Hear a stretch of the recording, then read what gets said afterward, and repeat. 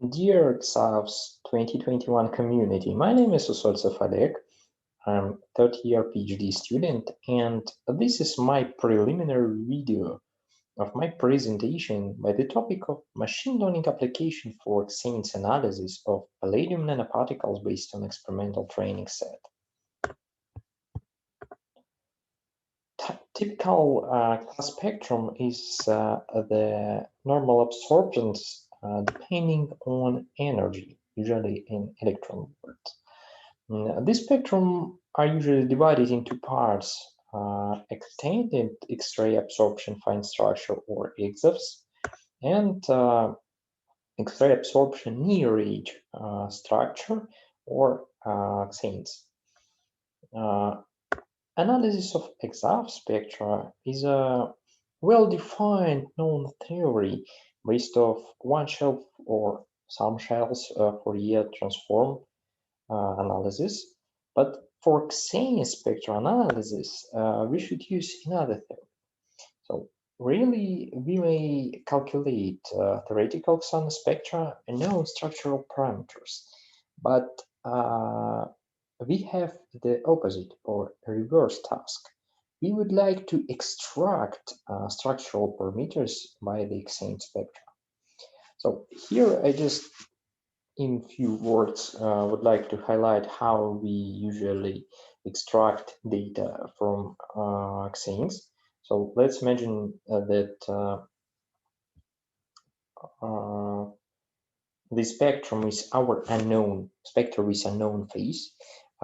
Black and red spectra is theoretically calculated and first and second phase. So we know, we suggest that our experimental spectra has the phase or some structural parameter somewhere in between.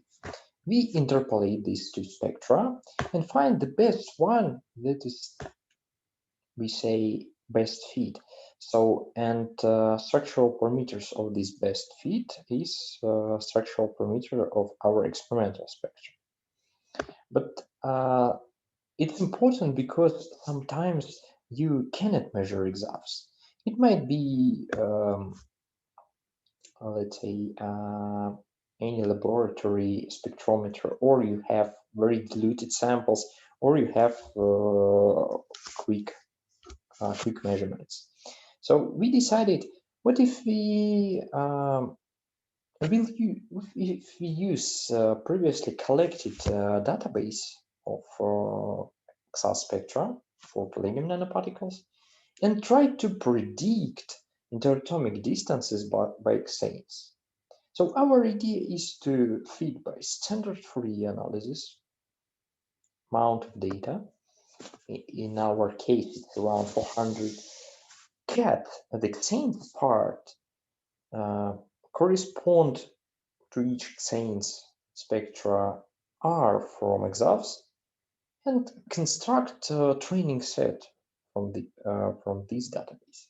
So first, what we did, we just put in the training set spectra of palladium nanoparticles in hydride and metallic phase, collected on ESRF BM01 in 2014. So the test set consists of the same hydride or metallic phase nanoparticle spectra, but at different temperature.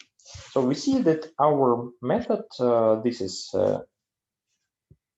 best solution for extra-tree method of machine learning. So, and root mean square error is very low, like for standard EXAFs analysis. So then we decided to put in our training set palladium carbides, palladium hydrides, collected on BM01, and carbides collected at different year. So that means that settings of our beamline are changed, so that some two parameters should be changed, and we decided to check how does it work on our sample. sample, in our data set. So this is prediction still correlated with our results. Then we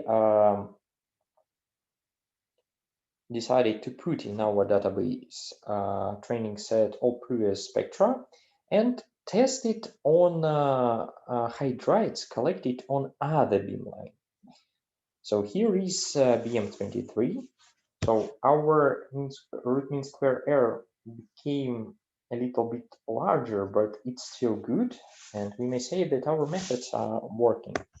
So in final, what we did, we put in our data set all previous data, carbides, hydrides of nanoparticles, and try to predict interatomic distances on microparticles.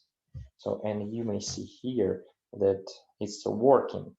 So we may conclude that we may predict interatomic distances by XANES spectra using machine learning algorithms.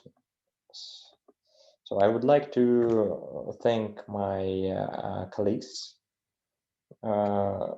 for hard work on this topic and you for your kind attention.